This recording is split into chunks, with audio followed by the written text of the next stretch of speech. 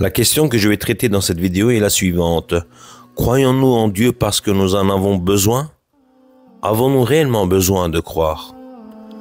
La réponse courte est oui. Oui, nous avons besoin de croire en Dieu, car cette croyance est profondément enracinée en nous, inscrite dans notre nature. En philosophie, cela s'appelle la disposition naturelle, une tendance innée. L'être humain, naturellement, ressent ce besoin de croire en une puissance supérieure. Cependant, derrière cette question se cache souvent une autre intention. Certains avancent l'idée suivante. L'homme, confronté à ses faiblesses et à ses limites, face à ses peurs infinies et ses désirs sans fin, aurait, entre parenthèses, inventé un Dieu, une figure toute puissante, à laquelle il pourrait se raccrocher, à qui il adresserait ses prières. Selon cet argument, ce ne serait pas Dieu qui aurait créé les hommes, mais les hommes qui auraient créé Dieu, que Dieu nous en préserve. Mais cet argument est-il valable? Peut-on le refuter? C'est une réflexion que nous allons explorer si Dieu le permet. Prenons cet exemple simple.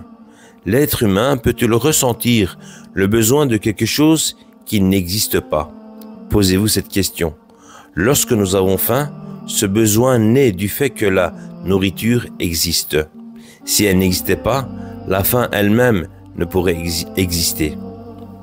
De même, lorsque nous ressentons le besoin de dormir, c'est parce que le sommeil est une réalité. Nous ne pouvons pas désirer ce qui n'existe pas. Ce raisonnement s'applique aussi aux émotions et aux sentiments. Nous avons besoin d'amour, de tendresse, de compassion, parce que ces choses existent bel et bien. Si elles n'existaient pas, il n'y aurait aucun besoin pour elles.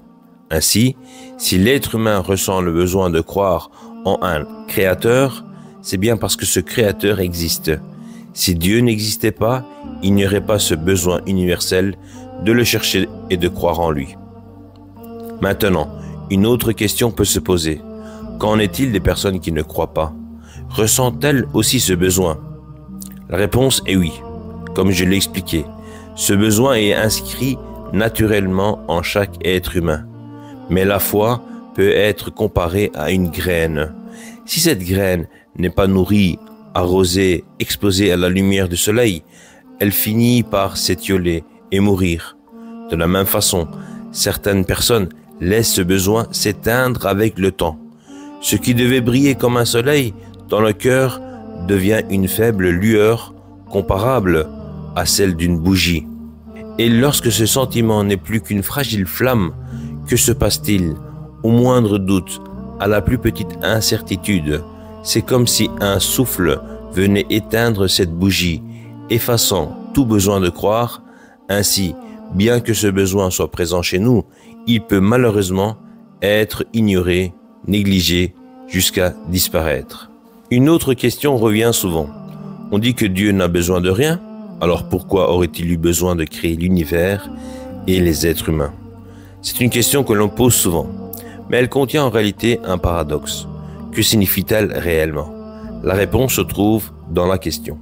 Si Dieu n'a besoin de rien, pourquoi parler de besoin? Dès le départ, il est établi que Dieu n'a aucun besoin. Mais pour bien comprendre, il faut se tourner vers la nature de l'univers, de la matière, du temps et de l'énergie. Tout cela a été créé à partir de rien par une puissance infinie.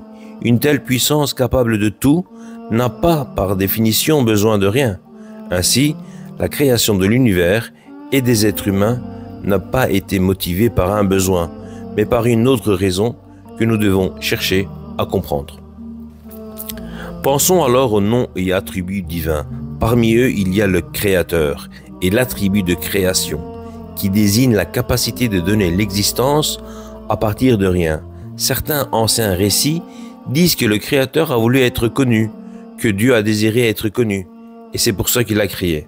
Cependant, certains argumentent ceci. Si Dieu a voulu être connu, cela pourrait être interprété comme un besoin. Mais à mon avis, ce n'est pas ainsi qu'il faut envisager cette question. La réponse est plus simple. Dieu a créé parce qu'il est le créateur. Prenons un exemple simple. Demanderiez-vous à un peintre pourquoi il peint? Non, il vous répondrait parce que je veux. Vous ne poseriez pas non plus cette question à un chanteur ou à un sculpteur. Chacun exerce son talent parce qu'il en a la capacité. Ainsi, Dieu a créé parce qu'il est créateur, tout simplement. Maintenant, abordons une autre réflexion. En tant que créature, nous plaignons-nous d'avoir été créés? Qui parmi nous se plaint réellement d'exister? Parfois on entend « Je ne voulais pas venir dans ce monde, ce n'était pas mon choix ». Mais arrêtons-nous un instant. Avant votre venue dans ce monde, vous n'existiez pas. Vous n'étiez nulle part ailleurs, dans un lieu idéal ou parfait, où l'on vous aurait arraché pour vous imposer des responsabilités dans cette vie. Non, vous n'existiez tout simplement pas. Comment alors dire « Je ne voulais pas être créé ». D'autres poursuivent « Ce que je voulais dire, c'est que je n'ai pas choisi d'être créé ». À cela je réponds « Si Dieu, avant de vous envoyer dans ce monde, vous avait présenté un choix en disant « Mon serviteur, je vais te donner un corps et t'envoyer sur terre, mais dans cette vie temporaire, tu devras affronter des épreuves. Parfois, tu connaîtras des difficultés, parfois des moments de bonheur, et à la fin de cette courte vie, tu mourras. En fonction de ce que tu auras accompli dans ce monde, je te donnerai une vie éternelle dans l'au-delà, une félicité sans fin. Cependant, il y a aussi la possibilité inverse. Échouer à cette épreuve, je te laisse le choix. Veux-tu que je t'envoie dans ce monde ou préfères-tu que je t'envoie dans le néant pour que tu n'existes jamais? Si Dieu avait posé cette question, quelle aurait été notre réponse? C'est une réflexion importante car l'être humain a souvent du mal à donner une réponse sincère tant qu'il n'est pas confronté à une telle situation. Ainsi dire, je ne voulais pas exister, je ne voulais pas venir dans ce monde est facile à prononcer. Ce sont des paroles légères car elles ne sont pas réellement mises à l'épreuve. Pour illustrer, imaginez un instant, si l'ange de la mort apparaissait devant une personne qui tient ce discours et lui disait « Mon Seigneur m'a envoyé, puisque tu sembles insatisfait d'avoir été créé et envoyé de ce monde, il m'a donné la permission de mettre un terme à ton existence, de sorte que tu ne reviendras jamais. Accepterais-tu cela ?» Tant que nous ne sommes pas confrontés à une telle situation, il est facile de dire, sans vraiment y réfléchir, « Je ne voulais pas exister ». Mais ces paroles sont-elles sincères? Revenons à notre question initiale. Dieu ne crée pas par besoin. Un être infiniment puissant n'a par définition aucun besoin. La raison de notre création doit donc être autre. Cela pourrait être par miséricorde, par compassion. Imaginez un instant que vous voyez un mendiant au bord de la route, dans une situation misérable, implorant de l'aide. Lorsque vous lui donnez quelque chose, est-ce parce que vous en avez besoin? Serait-il raisonnable que cette personne vous demande « De quoi as-tu besoin pour m'aider » Bien sûr que non. Vous agissez par compassion, par miséricorde. De la même manière, Dieu nous a créés par miséricorde et par compassion. Et comme je l'ai mentionné précédemment, la création est aussi liée à son attribut de créateur. Prenons un temps pour nous poser cette question. Si nous, en tant qu'êtres humains, possédions, en imaginant bien sûr, une puissance de création, l'ignorerions-nous? Quel être humain doté d'une telle capacité pourrait dire « Non, je ne créerai rien ». Cela semble impossible. Ainsi, les noms et attributs divins appellent à la création.